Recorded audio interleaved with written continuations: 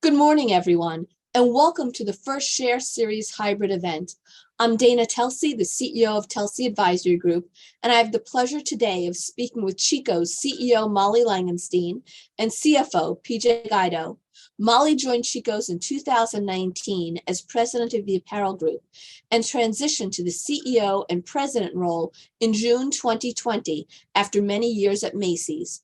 PJ joined Chico's in September of 2021 as the EVP and CFO after holding CFO posts at other public companies such as Asbury Automotive and Lululemon. For those of you who don't know, Chico's is a Florida-based fashion company with 3 women's apparel brands: Chico's, White House Black Market, and Soma.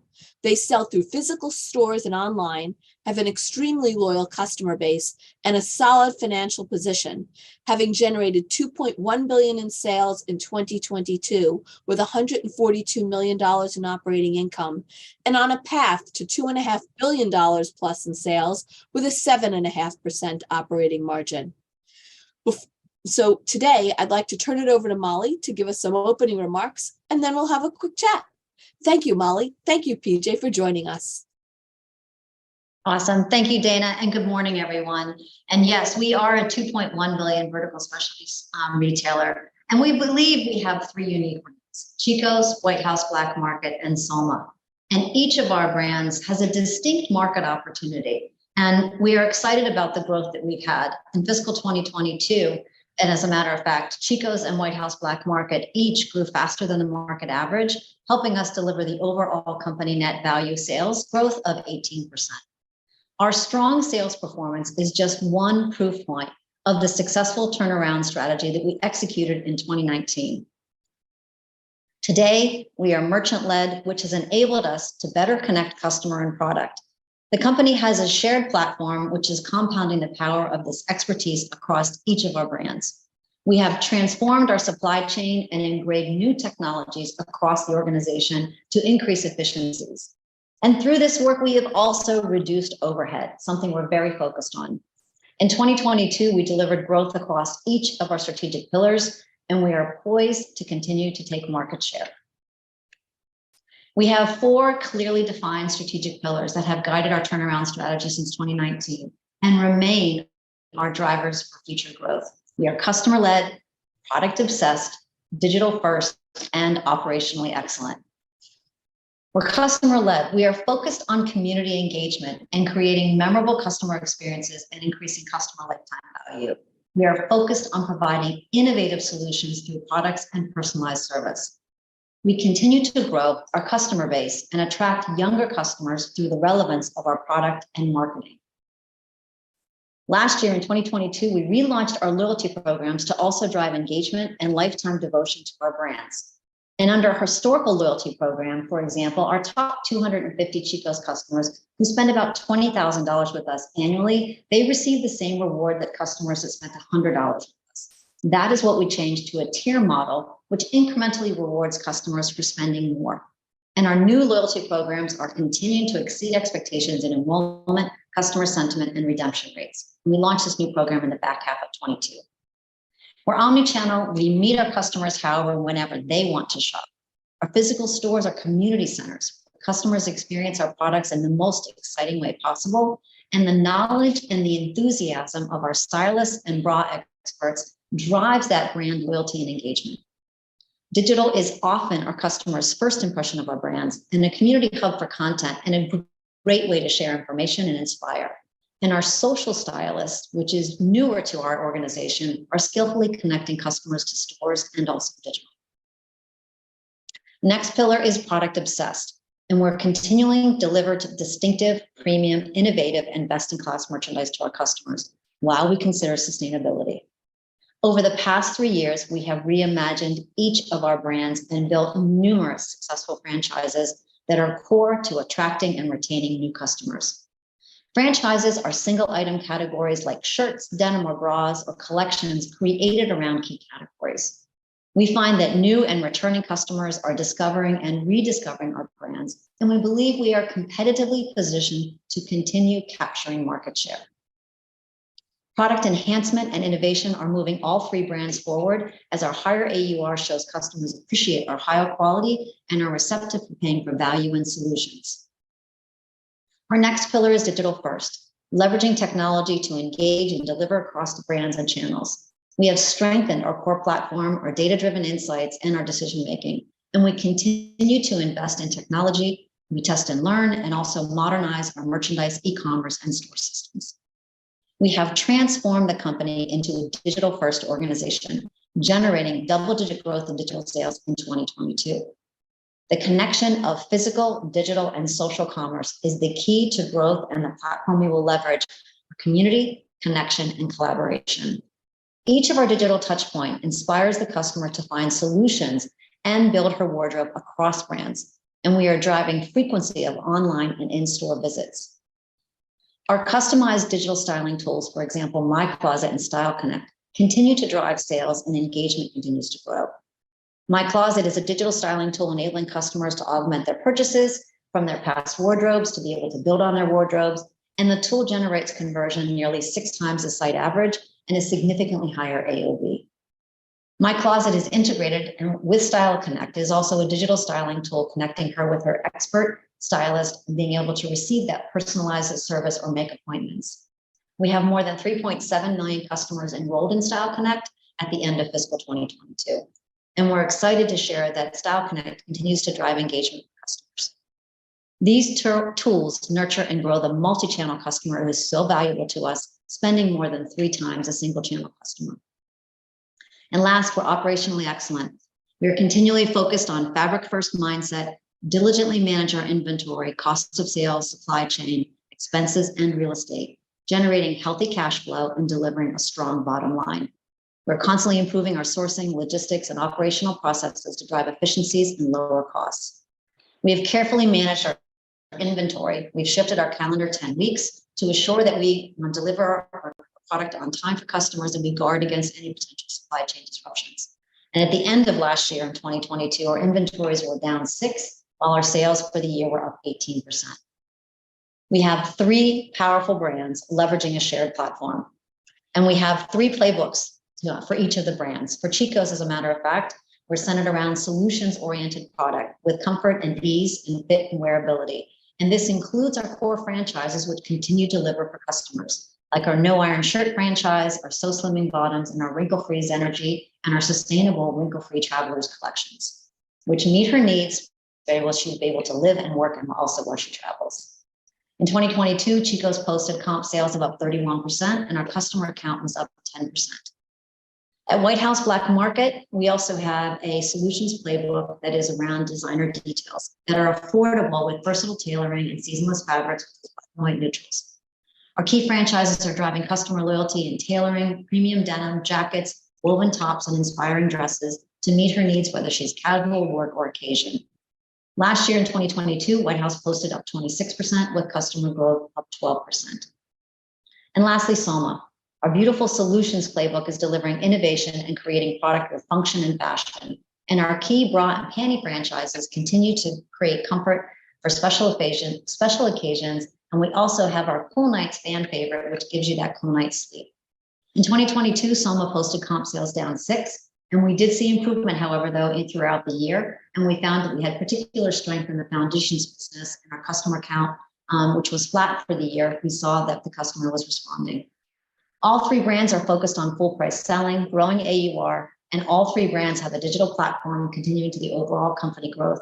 And our digital penetration at the end of last year was 41%. Dana, I'll turn it back to you for questions. Thank you. Many of you know you can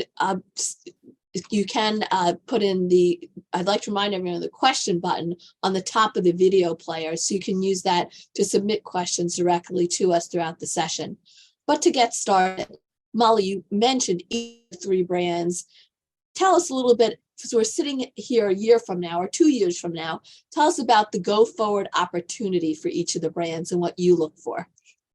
Yeah, I'm super excited about the opportunity in each one of the brands.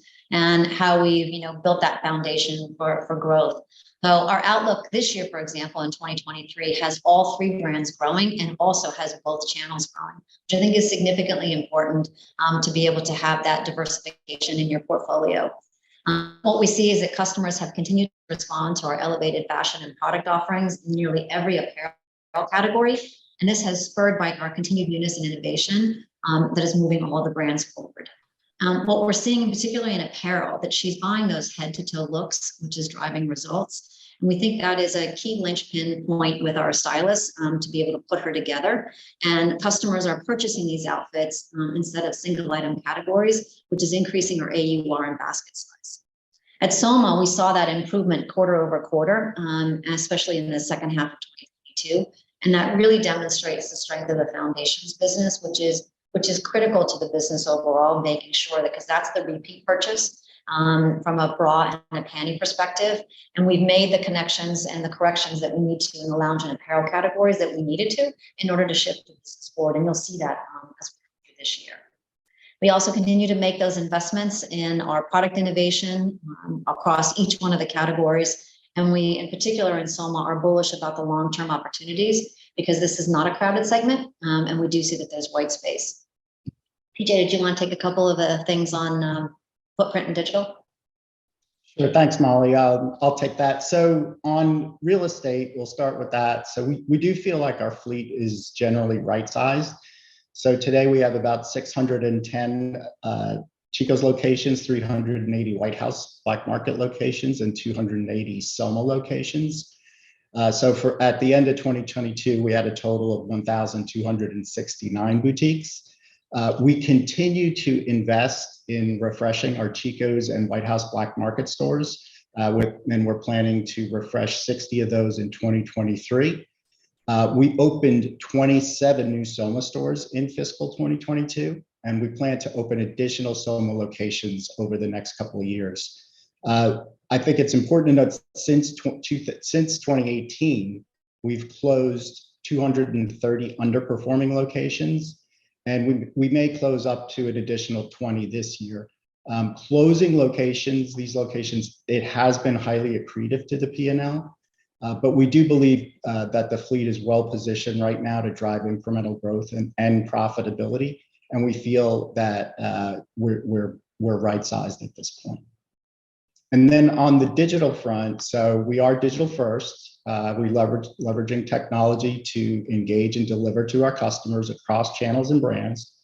Last year, digital sales represented 41% of total company revenues. We do expect digital and store growth to continue to grow in close lockstep the next couple of years. As we're strengthening our digital capabilities, we are also continuing to drive store productivity, which we do believe remains a big growth driver for us. My bad, I forgot to mention that Julie McMeeden is also on the call today, who is head of investor relations at Chico's. So hello, Julie. The other thing I wanted to touch on, there's so much discussion about macro today. And when you think about the impacts, whether it's inflation, interest rates, how do you see it impacting the company, your customer? And granted, both of you were not at Chico's at the time of the last recession, but any gleanings or learnings that you've done from going back in history at Chico's to what it could be this time and how you're prepared? Thank you. Yeah. Thank you, Dana. Yes, it is hard to go back to 2008, but there are things that I'm very proud of the way the company responded during COVID. I think we used that time period really to jettison some very needed changes in the organization. For example, we started in 19 before the pandemic hit, being focused on our turnaround strategy. And that's that laser focus on our 4 pillars about being customer-led, digital first, product obsessed, and operationally excellent. And when the pandemic did hit, we were able to really quickly put into place some things that we knew needed to change in the organization. First, from an operational standpoint, we reduced the organization by a third. We've kept that same tight organization since then. We have not grown, even though the company has grown. We've kept a very flat organizational structure, which we believe is serving us well. The other thing which PJ mentioned is the real estate portfolio. We really used the last couple of years to be able to really look at the fleet and close up to 230 stores since that 2019 time period. And you really see that the leverage and the big change from the last time is that we have a big digital footprint and we have digital competencies that we did not have back then. So the lovely connection between digital, physical, and stores, and being able to connect those two, and now adding social commerce so that there's the community engagement that the customer is looking for. We really believe fortifies us as we move forward, which are big distinctions as we move forward. In addition to that, we're balance sheet focused in terms of liquidity, and really just more focused on full price selling, which is another big difference. And we've really stayed steadfast on being sure that we're staying focused on regular price selling, which is also helping us manage the whole P&L. PJ, you want to weigh in on your perspective? Back to 2000. I'll just add that, inflation has impacted us in several places across the P&L.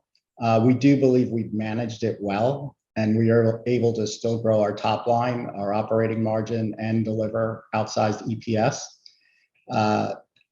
growth last year. So in gross margin specifically, we have seen elevated raw material costs, but we focused on AUR outpacing AUC to offset that.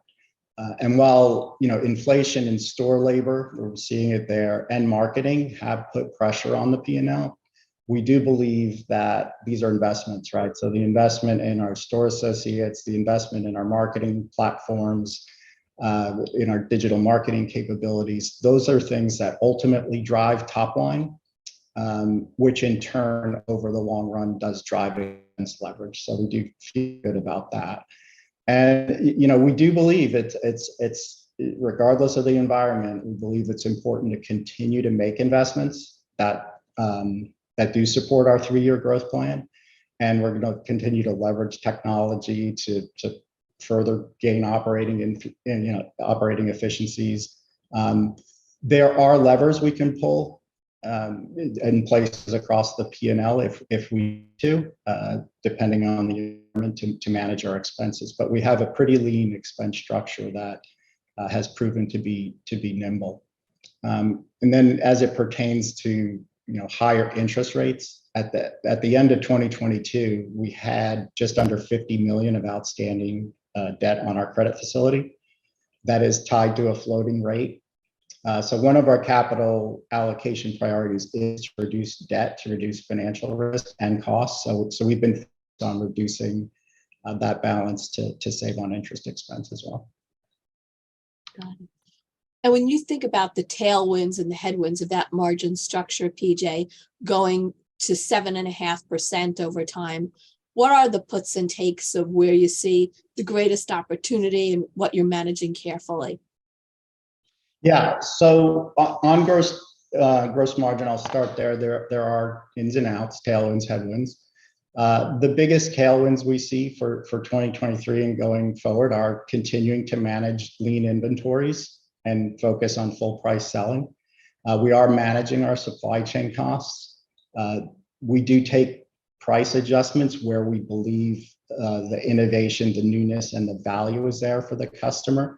That also supports, continued expansion of gross margin, our product mix. And then as our stores continue to get more productive, occupancy is in gross margin. So occupancy leverage is a tailwind as well. The headwinds that we're seeing are, as I mentioned, higher raw material costs. Those have not abated. We do at some point expect to see some relief there, but we're not counting on it. And we're managing the business as if those costs will remain there. We've been operating with exceptionally low inventories the last couple of years. So potentially as we make a bigger investment in inventory, there's some normalized level of markdowns that we would expect to just prudently manage our inventory. What I'll say that is within supply chain, we do expect inbound freight costs to continue to be a benefit. So that's air, ocean, and the mix of both of those. But we do expect higher outbound costs to offset some of that. So that is cost of shipping, e-com shipping to our customers. We have seen some inflation pressure there. And we do expect the raw material costs to remain elevated. But net, we expect the supply chain to have a positive overall impact on gross margin. And then, as I mentioned, we'll continue to strategically price where the innovation's there. We'll continue to focus on store productivity. But we do see that we have the ability to continue expanding on our gross margin. On our SG&A, we're disciplined on expense. We have that lean structure, that nimble structure. And in the near term, we do see pressure on SG&A, and we've been clear about that. And that's really a function of us continuing to invest for the long term to remain focused on our 3-year plan. But ultimately, as those investments kick in that we're making to drive incremental traffic conversion, we do expect to see leverage over the longer term. And then Molly, when I think of the 3 brands, they're distinct. It's women's apparel, but they're distinct within customer base. And it's very interesting that you're capturing a younger customer lately in many of these brands who can be with you for a long time. How do you see the growth opportunity for each brand, stores and digital and product categories that we can look forward to? And we're excited about the investments that we made, Dana, last year, because we made a lot of marketing investments on our CDP platform in addition to the new loyalty program. So what we're going to be able to start to leverage in the back half of this year when we do our re-platform on our site is that we will be more seamlessly be able to, in the back of the house, be able to serve customers that want to be able to buy a strapless dress, a strapless bra, and make that connectivity. Or if she's buying a pair of career pants, what's the right pair of panties that she wants to be able to wear with that? So when we look at the customer file across each of the brands, they're pretty unique. So our customer file in totality continues to grow, and it's growing uniquely within Chicos, uniquely within White House, uniquely within Soma. And our strategy looks at the opportunity is that every one of our apparel customers can be a Soma customer, and being able to, it's the most inexpensive way also to introduce the brand to the other 2 brands. The crossover between Chicos and White House is, we don't see as much opportunity. There is a little bit, but they're just more different personality brands. So we still see that the opportunity is going to be in really in the Soma opportunity. The digital platform changes that we've made, and loyalty changes that we've made are really going to be able to have that personalization experience much more easily than we have in the past. So I'm super excited about the results that we've gotten without those tools. As we add those digital innovations that will be customer facing in the back half of this year, we believe that it will continue to fuel the growth in both channels as we move forward.